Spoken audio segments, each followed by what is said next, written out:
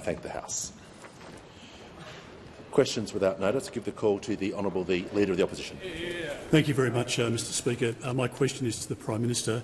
Prime Minister, today we were honoured to host the President of the Philippines in this very chamber.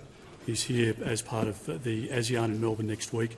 Would the Prime Minister advise of the significance of the summit to commemorate the 50th anniversary of the Australia-ASEAN dialogue partnership between Australia and ASEAN? Give the call to the Prime Minister. I thank the Leader of the Opposition for his question, and him asking that question is indicative of the bipartisan nature that is there for having the President of the Philippines as our guest here in this chamber for what was a very successful address and has been a very successful visit. There's also bipartisan support for Australia's hosting of the ASEAN summit next week.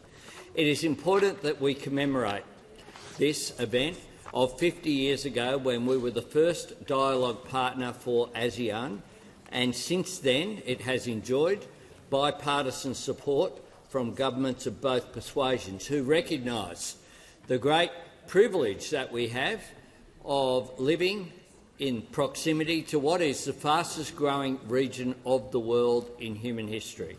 What that presents is enormous opportunities for Australia. And Nicholas Moore has produced a report, our Southeast Asia Economic Strategy to 2040, that outlines not just a general strategy for the region, but a country-by-country analysis about what can be achieved through these relationships. When it comes to the Philippines, for example, it's not just Australian investment in the Philippines, it's Filipino investment here in Australia. This week they will open the expansion at Melbourne Port. Australia's largest container port is, of course, owned by a Philippines-based company.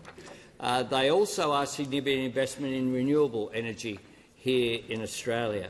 And next week, under the theme A Partnership for the Future, there will be not just dialogue between every single leader, with the exception, of course, of Myanmar, all coming to Melbourne next week. There will be a business dialogue as well, an opportunity to increase our trade and economic cooperation. There will be 4 themes of the conference. The overall summit theme is a partnership for the future. Those 4 themes are maritime cooperation, trade and investment, climate and energy, and emerging leaders. And we know when it comes to maritime, the issue of UNCLOS, as the President of the Philippines said, the importance of free navigation through the South China Sea and around our trading partners is so important. Our relationship is strong, and we regard the centrality of ASEAN as a key point of our foreign policy. Our partnership can realise a new generation of security, peace and progress, as we each play a role in contributing to the maintenance of regional stability and work together to uphold the rules-based order and manage the strategic challenges which we face. Give the call to the Honourable the Deputy Leader of the Opposition. My question is to the Minister for Immigration, Citizenship and Multicultural Affairs. When was the Minister first informed that a serial sex offender the Albanese government released from immigration detention had been charged with sexual assault, stalking and 2 counts of unlawful assault in Victoria? Order. Give the call to the Minister for Immigration, Citizenship and Multicultural Affairs. Thank you, Speaker, and I thank the Deputy Leader of the Opposition for her question. I was informed of the arrest last evening through appropriate law enforcement channels. The call to the member for Swan. Thank you, Mr Speaker. My question's to the Prime Minister. How will Labor's new tax cuts for every Australian taxpayer benefit Australians, and are there any opposition to these cuts? Give the call to the Prime Minister. I thank the member for Swan for her question, and of course the member for Swan knows that as a result of what has occurred in the parliament this week, every single taxpayer, all 13.6 million of them, will receive a tax cut in July. We want people to earn more, and we want people to keep more of what they earn, and this is what it will achieve. These tax cuts support the aspirations of all Australians, because we know that aspiration doesn't start at the top of the tax bracket. We know that hard-working Australian families work hard in order to get ahead. They work hard so their children will have better opportunities in life as well. And that is why we are supporting aspiration by giving every single taxpayer a tax cut. That's why we have legislation before this parliament to help Australians own their own home. That's why we're helping people get the skills that they need through fee-free TAFE. We promised 180,000 places, but we delivered last year alone 350,000 places. And from next year there's another 300,000 going ahead. The Minister for Education is working hard to make sure more kids from the outer suburbs and regions get the opportunity to go to university. That's what it means to be the party of aspiration and opportunity. Now, those opposite think that aspiration just starts at the top tax bracket. And they've said in the amendments that they've supported in the House and in the Senate, they've said that they want to go back to their form of stage 3 tax cuts. And they've been out there. The Shadow Treasurer was out there yesterday doing those doorstops, saying again, oh, well, we did vote for it, but we're against it. We don't like it, but we did vote for it. We did vote for it. They can change the way they vote. They can't change their values. They can't change who they are. And that's why they would never have thought of fee-free TAFE. That's why they would never have thought of trying to assist people from working-class backgrounds to get to university. That's why they reacted to our announcement about a change of position on tax cuts by saying they'd oppose it. Then they were going to roll it back. Then there should be an election over it before they ended up voting for it. We are the party of aspiration and opportunity, the party of tax cuts for middle Australia, the party of home ownership, and the party of earning more and keeping more of what you earn. The member for the Chief Opposition Whip will cease interjecting. The member for Flinders has the call. Thank you, Mr Speaker. My question is to the Minister for Immigration, Citizenship and Multicultural Affairs. I refer to the Minister's previous answer and ask, why did the Minister fail to use his powers to seek to re-detain this serial sex offender and protect these 2 Victorian women? Give the call to the Minister for Immigration, Citizenship and Multicultural Affairs. Thank you, Speaker. Of course, my thoughts, and I'm sure all members of this place, are with all victim survivors right now and with all those affected by these distressing reports. And I say to the member who asked the question and all members that all our law enforcement agencies, the Australian Federal Police, Border Force and the state police forces as well, are doing an extraordinary job, and I express my confidence in them. Now, I want to be very clear, and I think all members will appreciate this, that I am not in a position and I will not comment on any individual case because I will not prejudice any court proceedings. I will not risk prejudicing any court proceeding. Call order. Order. When the House comes to order, we'll hear from the member for McNamara. Thank you very much, Speaker. My question is to the Minister for Housing and Homelessness. How is the Albanese Labor government supporting Australians into home ownership, and what are the barriers to the support? Call to the Minister for Housing, the Minister for Homelessness and the Minister for Small Business. The member for Barker will cease interjecting.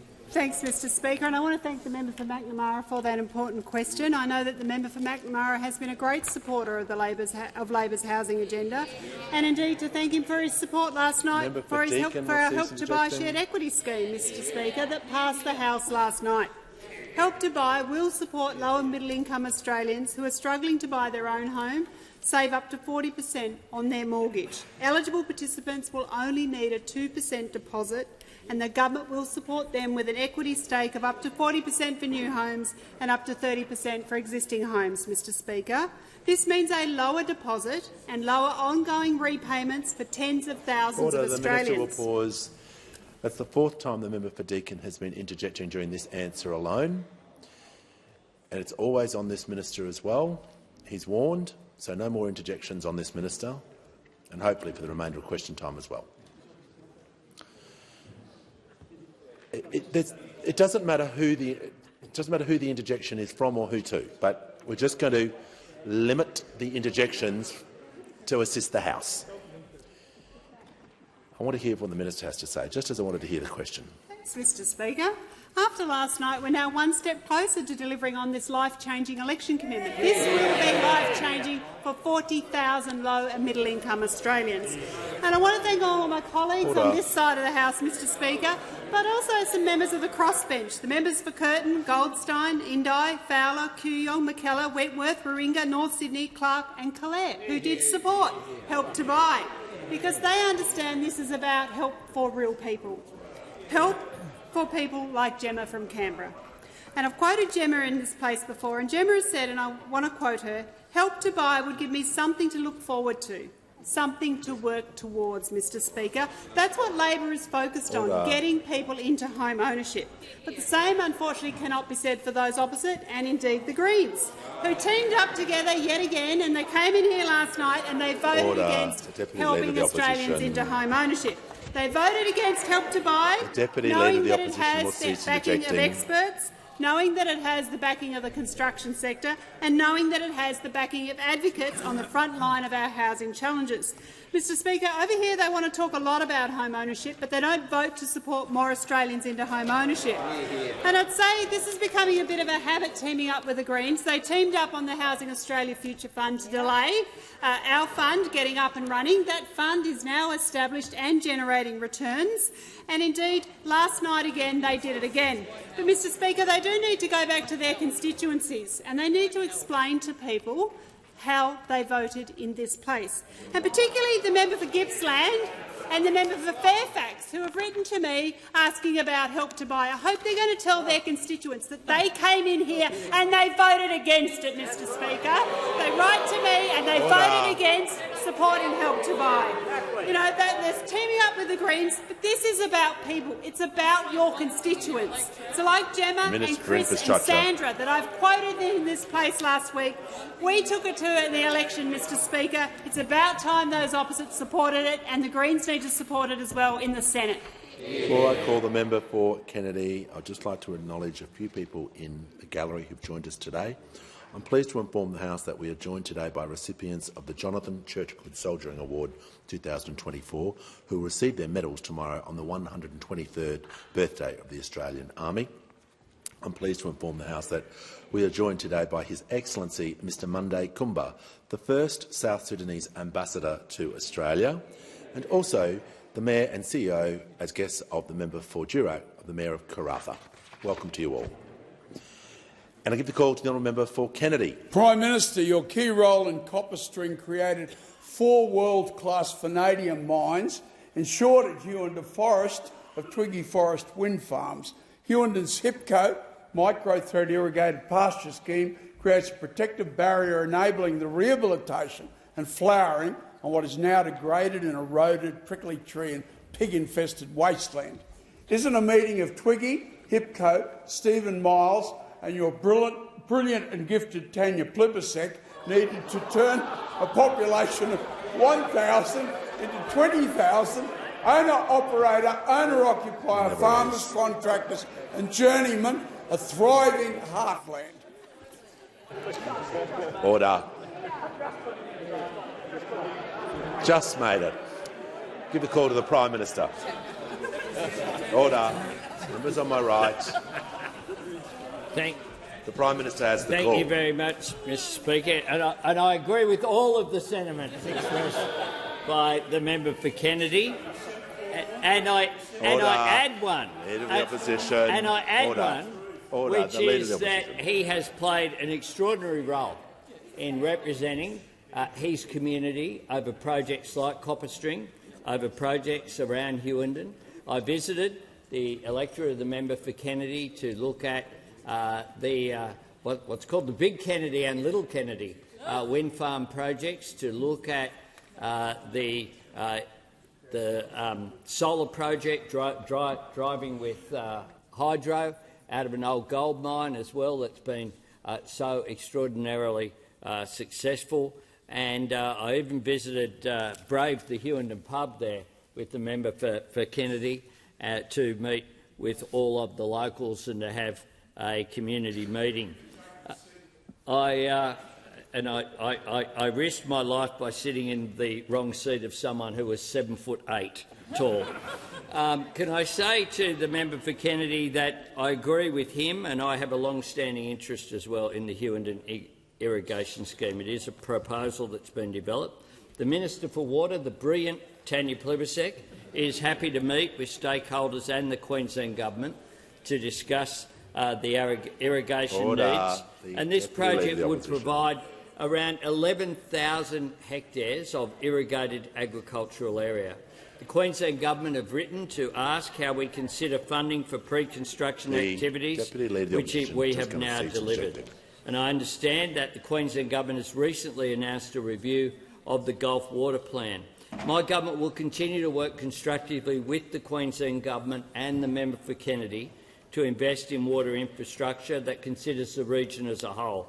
We are investing in Queensland water infrastructure projects, Paradise Dam near Bundy in Queensland, Cairns Water Security, Mount Morgan Water Supply Project, strategic planning for improving water security, additional funding between Big Rocks Weir, and groundwater improvement and water efficiency in the lower Burdekin.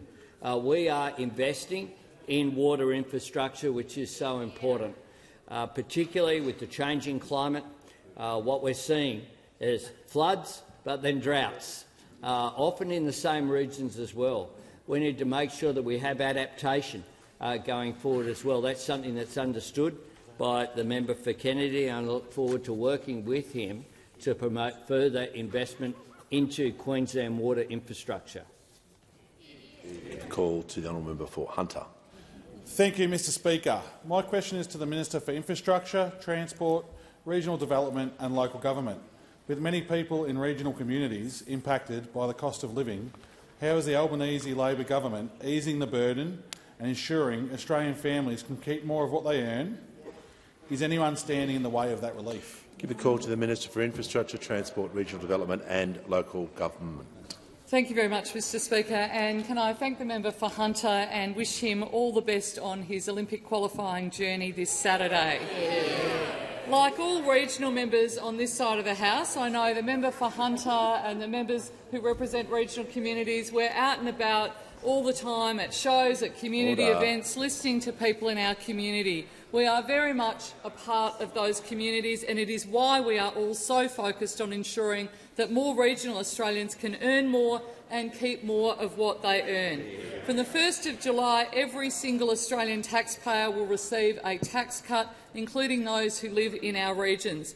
After the 1st of July, any Australian worker pulls out their paycheck, what they'll see is that there is more money in their pocket and less being paid in tax. An apprentice on $53,000 a year will receive a tax cut of $1,000, and a truckie earning $77,000 a year will get a tax cut of $1,604. A nurse on $73,000 a year will get a tax cut of $1,504, $804 more than that they were going to receive under the Liberals and Nationals plan. Nurses, teachers, retail assistants, casual workers, labourers, truckies, agricultural workers, the backbone of our regions, all receiving a tax cut. All of them will do better and keep more of the money under our changes from the 1st of July.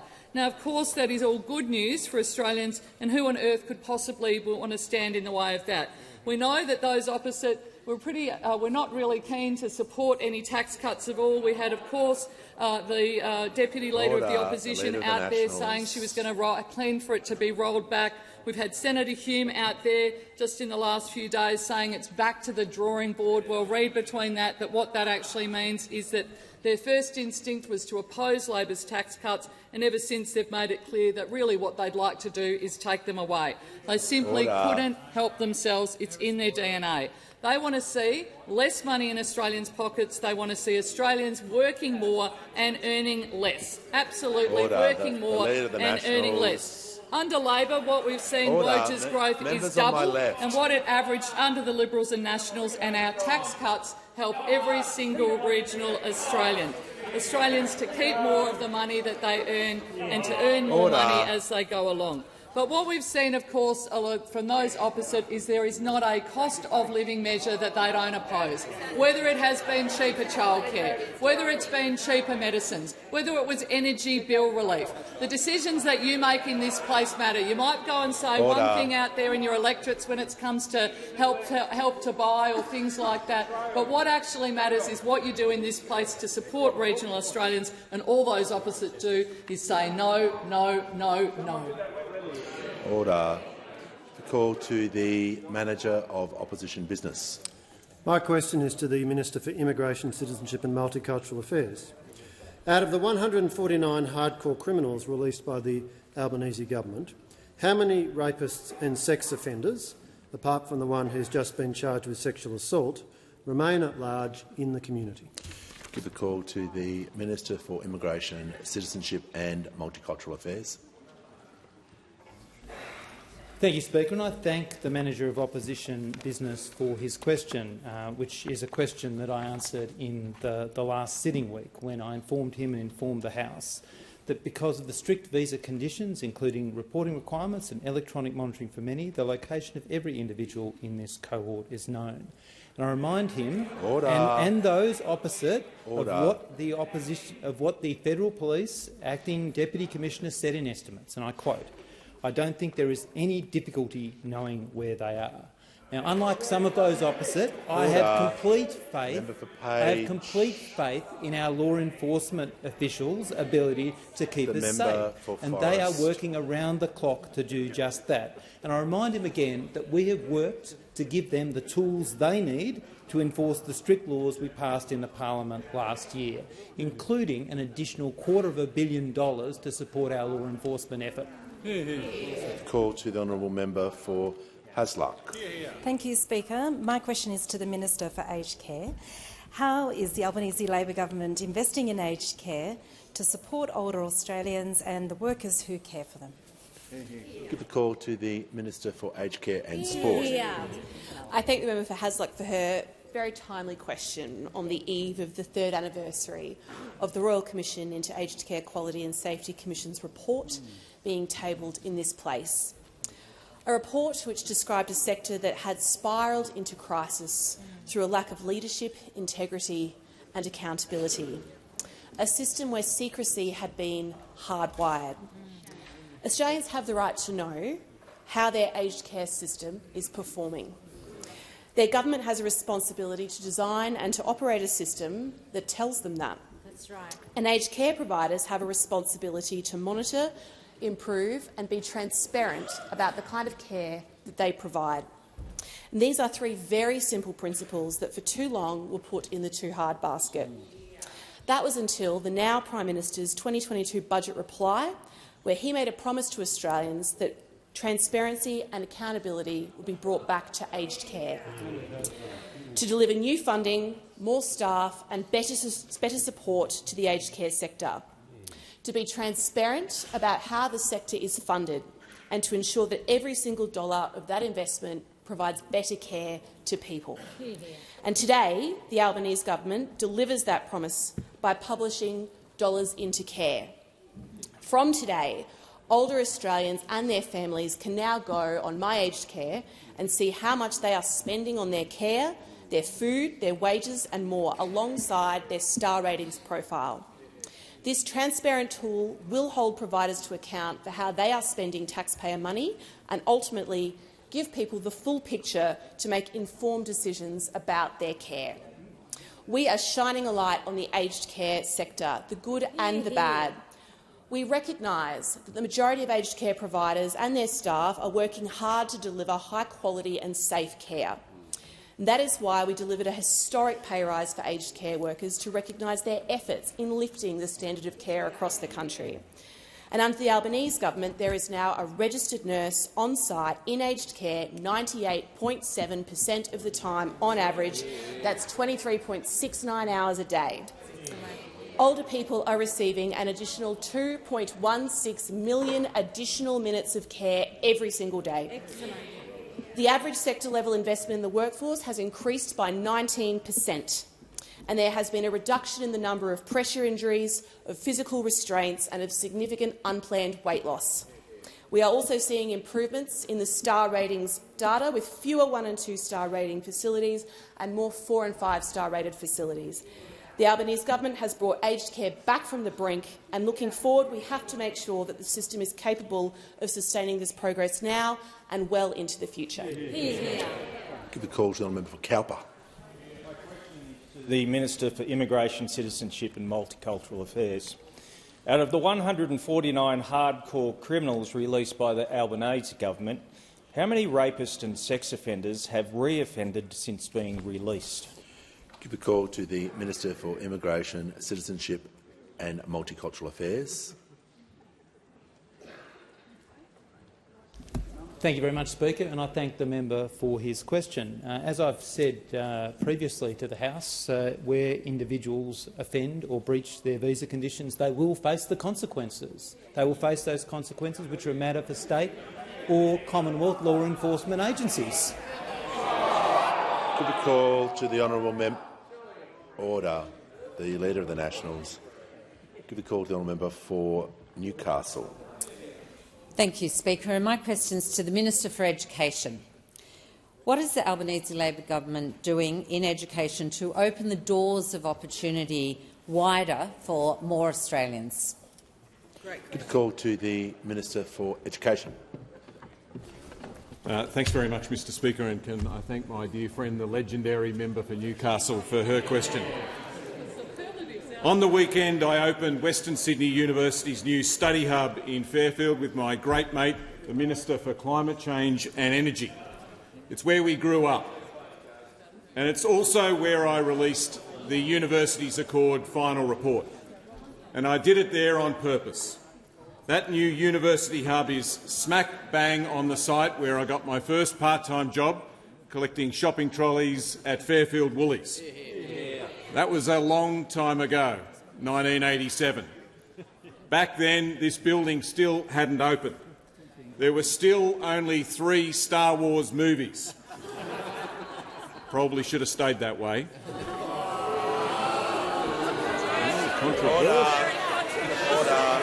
Controversial. I'm not counting Mandalorian in that. The Minister will return to the question. Well, those were the days. Those were the days. Those were the movies. And, of course, one of the greatest albums of all time had just come out. Of course, I mean Guns N' Roses' Appetite for Destruction. Order. Could be the opposition leader's autobiography one day, perhaps. A lot's changed since then, but not everything. In the 1980s, the percentage of people in Fairfield with a uni degree was about 1/3 what it was across the rest of the country. Today, it's still only about half the national average. And that's what this hub's about. That's what the Accord is about changing that, breaking down that invisible barrier that stops a lot of kids from the outer suburbs from getting a crack at going to university. And it's an even bigger issue in the regions. That's why we're doubling the number of university study hubs across the country, 14 in the outer suburbs and 20 more in the regions. And in the next few weeks, I'll announce the first 10 of those new regional university study hubs, bringing university closer to where Aussies live. It's all part of what the Prime Minister talks about, opening the doors of opportunity. We want Australians to earn more, and going to TAFE and university is part of that. Going to TAFE or going to university helps you to earn more. If you've got a uni degree, you earn an average of 30 grand more than someone whose last year of education was year 12. We want Australians to earn more. We also want Australians to keep more of what they earn. That's why the tax cuts passed this week are so important. A nurse on 75 grand will get a tax cut of more than $1,500. A teacher on 80 grand will get a tax cut of more than $1,600. And an engineer on 95 grand will get a tax cut of more than $2,000. every taxpayer gets a tax cut, all 13.6 million of them, because we want Australians to earn more and keep more of what they earn. The call to the member for Fadden. My question is to the Minister for Immigration, Citizenship and Multicultural Affairs. On 13 February, the minister assured the House that all 149 of the hardcore criminals that the Albanese government released were being continuously monitored. Was this serial sex offender being continuously monitored at the time he is alleged to have sexually assaulted and stalked 2 women in Victoria? The call to order. Members on my left. The member for Leichhardt will cease interjecting. Give the call to the Minister for Immigration, Citizenship and Multicultural Affairs. Thank you, Speaker, and I thank the member for his question. In respect of this case, as he would appreciate, as I've already answered, I'm not in a position to comment on the individual case, but I can, of course, refer to media reporting which indicates that he was subject to both electronic monitoring and curfew, as well as other strict visa conditions. Order. Order. Order. The House comes to order. We'll hear from the member for Holt. Thank you, Mr Speaker. My question is to the Minister for Skills and Training. How is the Albanese Labor government providing real cost of living relief and helping more Australians skill up into better paid, secure jobs while keeping more of what they earn, and what has been the response? Give the call to the Honourable the Minister for Skills and Training. Well, can I thank the member for Holt for her question and her very strong support for the vet sector in her electorate and across the country. Speaker, the government inherited a very significant skills shortage, in fact arguably the worst in 50 years. And we've moved quickly to invest wisely in education and training to ensure we supply skills and knowledge in areas of existing and future demand. And one of the most effective means to date to achieve this end has been the remarkable take-up of fee-free TAFE places that focuses on skill shortage areas. And this includes occupations in the care economy, the IT sector, traditional trades, the energy sector going through such a significant transition. Speaker, just to name a few. And I'm pleased to inform the House that 350,000 Australians have now enrolled in these fee-free TAFE courses, almost double that of the target we set ourselves after the Jobs and Skills Summit. And of course, these courses are providing skills to workers. Speaker, like any good government policy, it serves more than one end and it benefits many. It removes cost barriers to much-needed skills for students, for trainees, for apprentices, for workers. And it provides a pipeline of skills to businesses and the labour market more broadly. And in doing so, it provides more carers to care for older Australians. It provides more electricians to help with the transition of the energy sector. And these workers, in fact all 13.6 million taxpayers, will be getting a tax cut on the 1st of July because of the actions of this Prime Minister and this government. And, Speaker, remarkably, 84% of these taxpayers will be better off than they would have been under the Liberal plan. And so, Speaker, what we're seeing here with the rise of real wages is that we're seeing workers in this country earn more and keep more of what they earn. And, Speaker, I'm asked about whether there's been responses to this. Well, by way of contrast, the opposition leader has no plan, no policy, not even a thought bubble when it comes to addressing cost of living pressures in this country. Doesn't support cheaper medicines, doesn't support cheaper childcare, doesn't support fee-free TAFE. In fact, may well vote in favour of the tax plan, but as we know, has spoken against Labor's tax plan. Does not support these things. Speaker, this is an opposition that is carping, whinging and has no plans for Australia's future, no plans to supply the skills to workers, no plans to supply the skills to businesses and, more broadly, no plans to provide the skills and knowledge to our economy. Give the call to the honourable member for Calais. To the Prime Minister. The great Aussie dream of home ownership was once the birthright of every Australian, but with the housing affordability crisis, it's slipping away and every member of this House knows it. My private member's bill would place a 2-year ban on the foreign purchase of homes in Australia, taking pressure off the market straight away. Earlier today, neither your government nor the opposition supported it, That's no support from the major parties. Why? Why won't your government give more Aussies a shot at the great Australian dream by supporting my bill? Give the call to the Minister for Housing, Homelessness and Small Business. Thanks, Mr Speaker, and I want to thank the member for Calare for that question. I also want to thank him for his ongoing interest in housing and addressing our nation's housing challenges that we do have. As I said to him earlier, I also want to thank him for his support for the Help to Buy. And in the long list of support from the crossbench, I did forget the member for Mayo, who I also want to thank for support for Help to Buy. Can I say, Mr Speaker, we do know that Australians are finding it more difficult to get a safe, affordable place to call home, which is why, of course, we do want to invest in supply. As I have said here before, supply, supply, supply is the answer.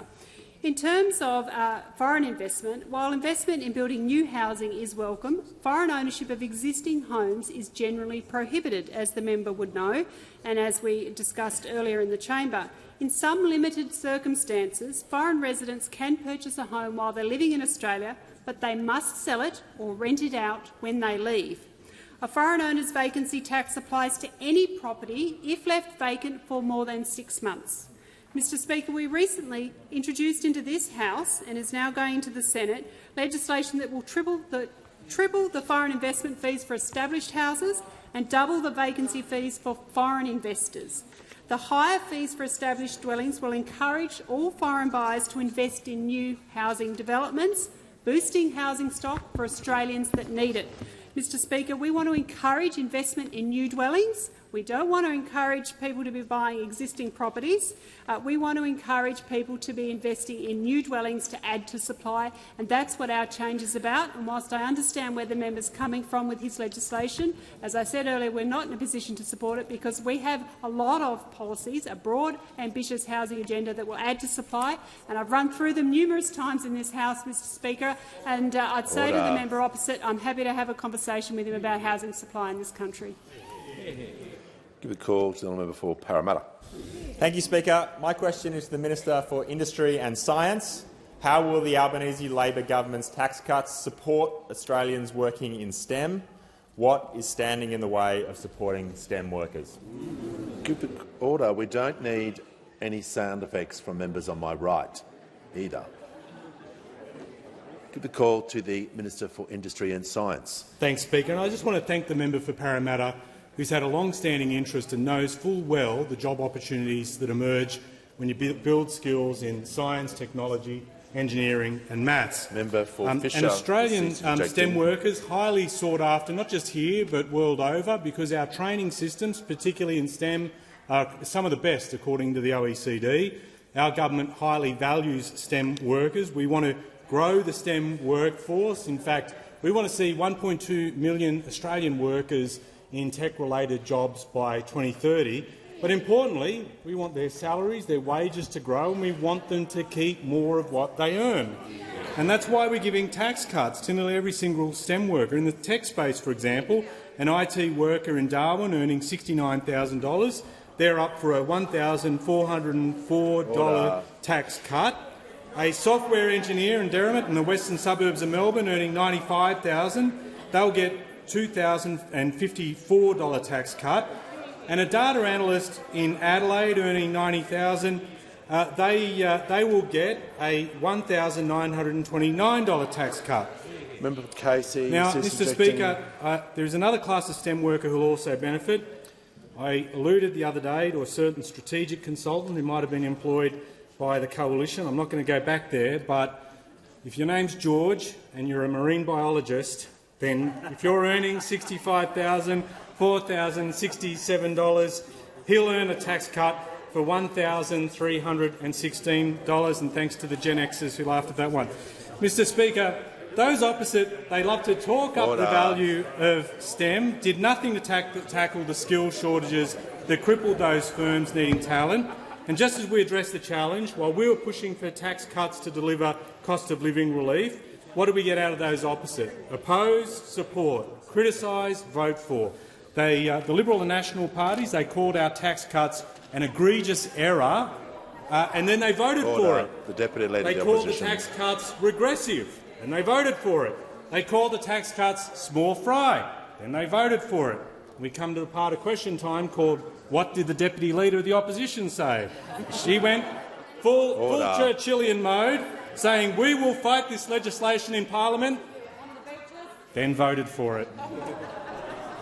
After they voted for our tax cuts, they then turn around and say it's back to the drawing board. And this is what happens. You know, the coalition speaker get jammed into a policy cul-de-sac because they stand for nothing and oppose everything. This is their constant problem. We value Australia's STEM talent. We want them to earn more. We want them to keep more. We want them to be put to work for the better benefit of the Australian economy. Order. Reminding the House that the member for Fisher is warned and the member for Casey, after 11 continuous interjections, is now warned. So no more interjections from the member for Fisher or the member for Casey. Give the call to the member for Deakin. My question is to the Minister for Immigration, Citizenship and Multicultural Affairs.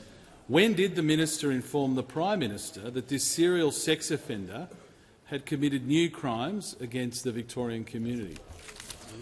Call to the Minister for Immigration, Citizenship and Multicultural Affairs.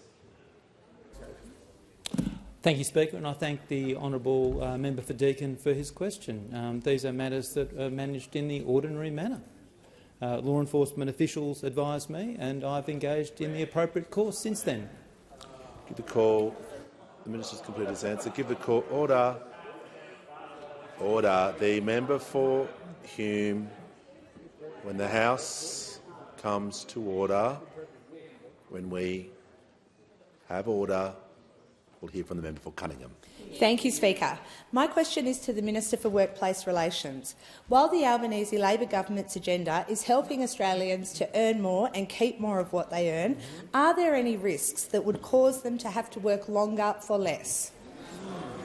Give the call to the Minister for Employment, Industrial Relations and the Minister for the Arts.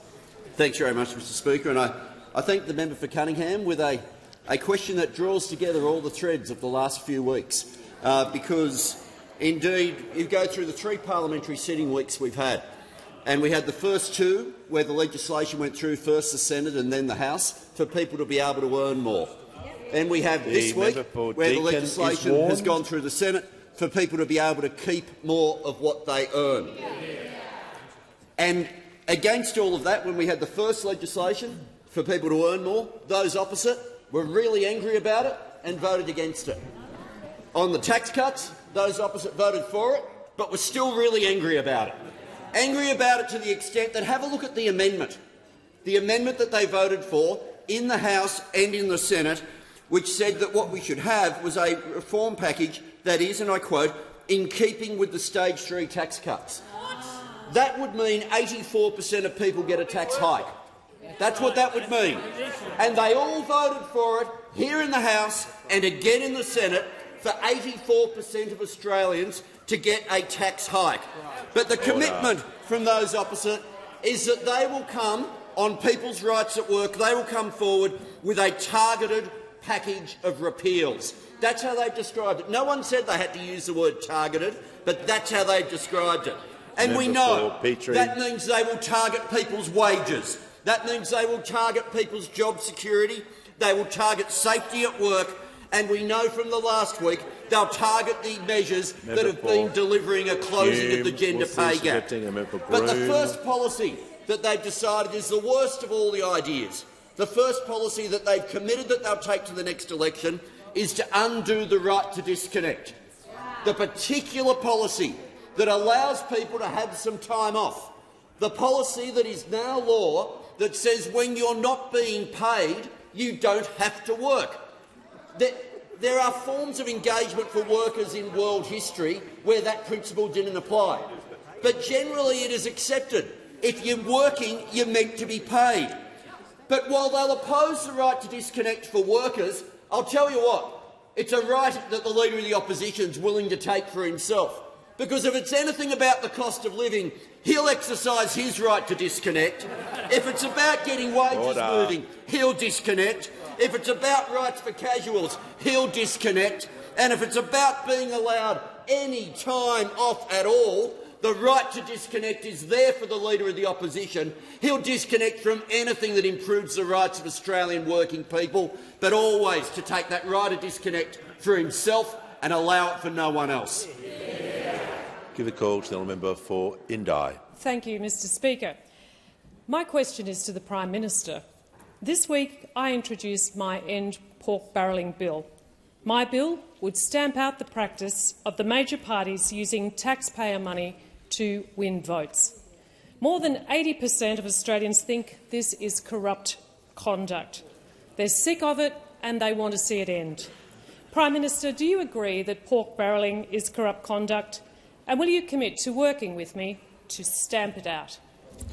Give the call to the Prime Minister. I thank the member for Indi for her question, and I appreciate the work that the member has undertaken and had a very strong and long-standing interest in ensuring that taxpayers' money is effectively managed through these grants programs. The member for Indi was a very strong supporter of the creation of a National Anti-Corruption Commission. And one of the first acts of my government was to introduce the legislation, to carry the legislation, to put it in place, and it is now up and running, effectively funded, effectively operating out there. An important piece of legislation where we caught up with what most states and territories had done some time ago. I am aware of the minister's bill that she has introduced into the parliament. We'll go through this like any other piece of private members' legislation or senators' legislation in the usual methodical way that we do, following a proper process.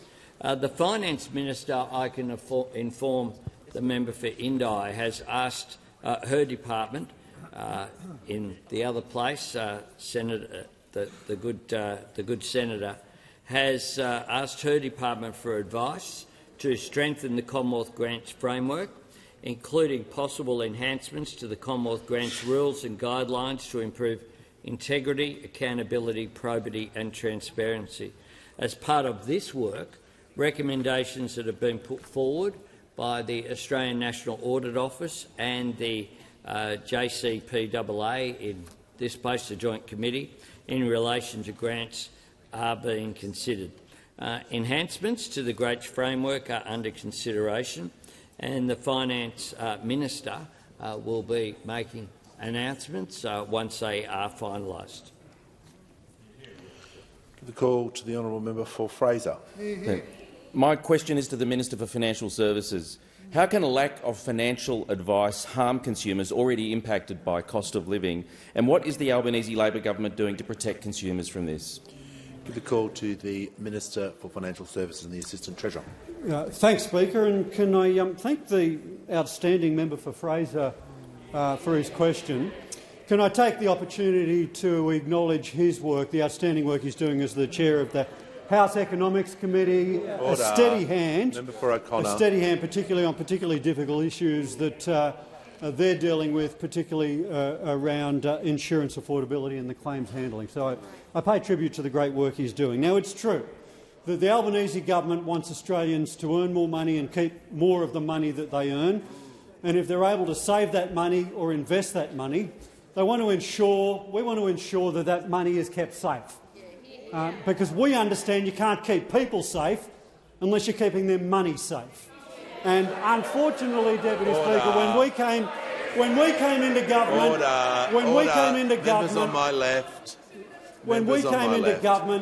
the place was in a complete mess. Losses to scammers had doubled, and they doubled, and they doubled again, because the members opposite thought if somebody lost their money to scammers, they were mugs. Well, we take a different view. We understand that these are sophisticated international criminal gangs and we've got to go after them. They're accessing that information on Facebook or Instagram, publishing criminal material, taking innocent Australians' money, left to run wild by members opposite. Well, we're going after them. Now, of course, one of the reasons that Australians have been accessing that information from Facebook or Instagram is because under members opposite, under their government, we had fewer and fewer and fewer doors for people to get financial advice from, because under their watch 12,000 financial advisors left the industry. No new entrants came in. No new entrants came in. They were asleep at the wheel. We're changing all of that because we understand not only have we got to crack down on the scammers, but we've got to ensure that there are safe doors for Australians to enter, to get good information and good advice and expert advice that they can rely on to keep their money safe. So we've got a program of work which is rolling out expert advice, including from the member for Fraser, informing government policy, well received by industry. And I want to take the opportunity to give a shout-out to members on the crossbench who have also engaged with me on this. A number of the new members to parliament on the crossbench have engaged with me on this, and I thank them for their engagement because it's been very useful in the formulation of our policy. And I'd also say to members of the opposition that I'd be willing to engage with them on these issues, but today is 299 days since they had a spokesperson for financial services or consumer affairs. The 299 days. It shows they concluded. are. Resume your seat. The Leader of the Opposition has the call. Thank you very much, Mr Speaker. My question is to the Prime Minister. Prime Minister, the Immigration Minister is a disaster. His decisions have put Australians at risk. Order. The Attorney-General yelling during a question is highly disorderly, and you are warned. Out of respect for the Leader of the Opposition, he'll begin his question again. Thank you very much, Mr Speaker. My question is to the Prime Minister. Prime Minister, the Immigration Minister is a disaster. His decisions have put Australians at risk, and women in Victoria are alleged to have been sexually assaulted. 149 hardcore criminals. The member for Jagga will leave the chamber under 94A. There is to be no interjections during questions. I'm not sure what's the hard part about that. The Leader of the Opposition will continue. Thank you very much, Mr Speaker. 149 hardcore criminals have been released into the community. The Minister has not taken a single application to redetain one of these criminals, and now more Australians are being harmed, with the likely risk extending to many more Australians. When will you show leadership, stop being so weak and sack this Minister? The call to the Prime Minister.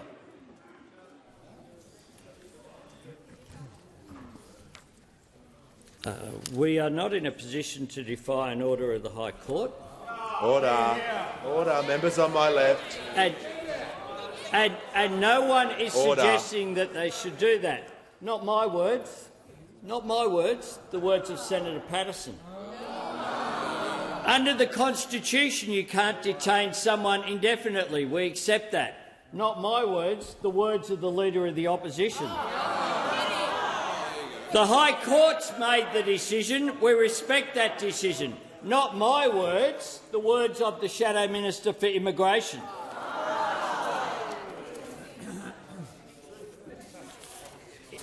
The fact is, I'll tell you what is not strong. I'll tell you what strength is not. Strength is not asking for responses that would endanger judicial processes. That is not strong. Order. That is not strong. Order. There is no strength whatsoever in that. Order. And what is appalling Morton is that the Leader of the Opposition knows that that is the case, knows full well that that is the case, because he has been in a position, including when he was responsible for the legislation of which our legislation was based upon, his legislation that he presided over, and he knows that that is the case. Order. Give a call to the Honourable. Order. The House comes to order. We'll hear from the Honourable Member for Robertson. Thank you, Mr Speaker. And my question is to the Minister for Health. What actions has the Albanese Labor government taken to make it easier for Australians to see a doctor? And why is Medicare bulk billing fundamental to a strong Medicare And why is the government so determined to strengthen Medicare after a decade of cuts and neglect? Call. Order. Give a call to the Minister for Health and Aged Care. Thanks, Speaker, and thanks to the member for Robertson for that question. He argued so passionately in this place for Labor's bigger, better tax cuts, which passed the parliament this week and will deliver a tax cut on July 1st to every single one of the 66,000 taxpayers in his electorate, like a third-year registered nurse at the Gosford Hospital who will receive a tax cut of more than $1,600, or about double what they would have got under the Morrison government plan. But he's also a huge supporter of bulk billing, Mr Speaker, what we on this side of the House describe as the beating heart of Medicare. We know bulk billing for GP visits in particular was in freefall when we came to government. The member for Robertson saw the consequences of that every day he worked at the Wyong and the Gosford hospitals as an emergency physician, because they came in the front door every single day. But that pressure on bulk billing that we encountered, Mr Speaker, was no accident. It was a deliberate policy of the former government, and in particular of the now Leader of the Opposition when he was the Health Minister. Remember, Mr Speaker, when he was Health Minister, he famously said there were too many free Medicare services, Mr Speaker. On Radio National back in August 2014, he said this, Mr Speaker. He said about 4 out of 5 services performed by GPs are performed for free, and that is too high. That is too high. A comment that will send a chill up the spine of every community that has a bulk billing rate of around 4 in 5 for GP services. And I think about a few of those communities. One of them is the electorate of Dunkley. A bulk billing rate of about 4 out of 5 free GP visits every single year, Mr Speaker. Bulk billing rate that has been increasing. Well, what is the Leader of the Opposition's plan to reduce a rate of bulk billing in Dunkley that he regards as too high? Well, we don't have to guess. We have to look at his record. We have to look at his record, because in his first budget he tried to abolish bulk billing altogether. His budget glossy said this, Mr Speaker: from the 1st of July, previously bulk billed patients can expect to contribute towards the cost of standard GP consultations, as well as hospital pathology and imaging services, Mr Speaker. When he couldn't get that through the parliament, he kicked off a years-long freeze to the Medicare rebate that ripped billions and billions of dollars out of general practice. Well, that's not our approach. Our approach tripled the bulk billing incentive, which increased the rate of bulk billing in Dunkley. We don't think it's too high. We want to keep it rising. It increased the bulk billing rate on the Central Coast by 4.5%. That's our plan for a stronger Medicare, Mr Speaker. But all that would be at risk if this man ever got his hands on Medicare again.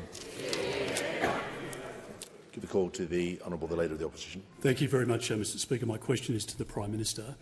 Prime Minister, does the Minister for Immigration enjoy your full confidence? Call to the Prime Minister. Yes. Order. Give the call. Order. We'll give the call to the honourable member for Boothby. Thank you, Mr Order. Speaker. The Leader of the Opposition. Order. No, the House will come to order. The member for Boothby deserves the respect of also being heard in silence, just as every other member does. So when the House comes to order, we'll hear from the member for Boothby. Thank you, Mr Speaker. My question is to the Prime Minister. How is the Albanese Labor government providing Australians with help to buy a home, and how has this been received? What are the barriers to this help being provided? Give a call to the Prime Minister. Thanks very much, Mr Speaker. Well, we are indeed trying to do our best to help Australians to buy a home through our Help to Buy scheme.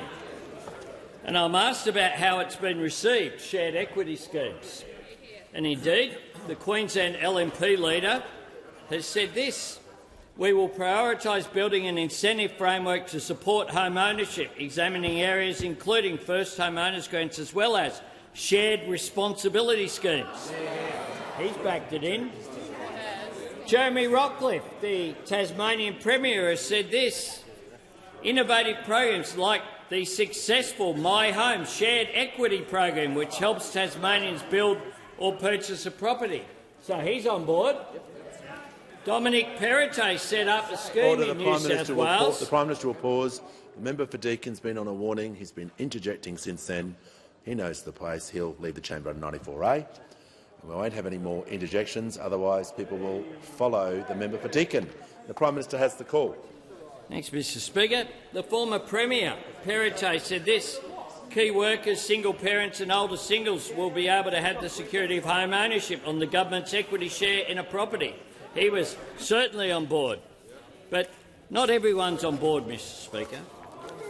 Those opposite have a policy where they speak about having super for homes. But it has a bit of history. The former Prime Minister Turnbull said this: it was a thoroughly bad idea. That is not what the superannuation system is designed to achieve. Now, I know those opposite haven't always agreed with Malcolm, but on this occasion they did. The current leader of the Liberal Party said this: I think Malcolm Turnbull has got it right. It's not good policy, and I agree with him. You don't want to fuel the prices. The deputy leader said this: young people need their super for retirement, not to try to take pressure off an urban housing bubble. Order. The Deputy Leader of the Opposition. The late Shadow Minister said this, the member for Deakin, who's left us: inevitably all you do is push up housing prices. But it's not just them, of course, because the Greens political party are also blocking this. The member for Griffith said on Insiders, we have enough homes for people to live in, don't need any of that. But we went back to their 2022 election platform, and it says this: this is why the Greens will establish a shared equity ownership scheme. Order. Now, notwithstanding the grandness, members on my right. But he then went on to say you shouldn't have to win a lottery to secure a home. But his own website says this, wait for this one: an example of the Greens' vision for housing in Brisbane is 2,000 homes available to any Brisbane resident and assigned by lottery. Well, you don't need a lottery, you just need good policy, Mr Speaker. And on that note, I ask that further questions be placed on the notice paper. Order. When the House comes to order. Order. No.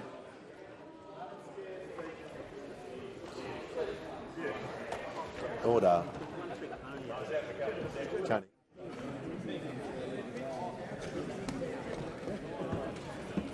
Order. Members can just... Order. If members can just resume your seats as quickly and as quietly as possible. Order. Give the call to the Prime Minister on indulgence. Thanks, Mr Speaker. Just briefly, Mr Speaker, because we won't be here for a couple of weeks, and I had a discussion with the Leader of the Opposition about this earlier today. But with the fires continuing to burn in Victoria's Western District, our thoughts are with the communities who are going through stress and anxiety. We hope that things continue to improve, but it's a very volatile situation that they are facing there. And at this time, we're thinking of all the firefighters and other emergency services personnel for all they are doing. They are Australian heroes. They put themselves on the line for their communities. They put themselves at risk for the sake of friend, neighbour and stranger alike. They know what they're up against, yet they keep going. Sadly, people in Victoria are all too familiar with bushfires, but as we know, every fire is different and every fire is unpredictable in its own way. What doesn't change is the advice. To everyone in the area, do everything you can to stay up to date with warnings and forecasts. Do not take risks. Please follow the advice of all the local authorities and, above all, stay safe. I know I speak for every member in this place when I say that the Commonwealth is ready to work with the Victorian government to do whatever we can. I'll be meeting with the Victorian Premier tomorrow, in fact.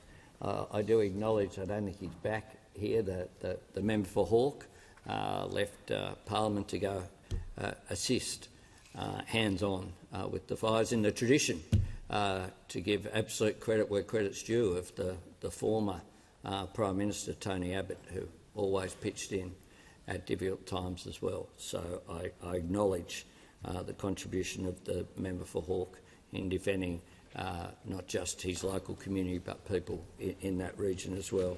Our thoughts are with all the people here. They've had, tragically, they've had bushfires and floods, some of the same regions. And at times I know there were, in Victoria, bushfires in one area and floods in another, which makes it extremely difficult for the professionals who are looking after them.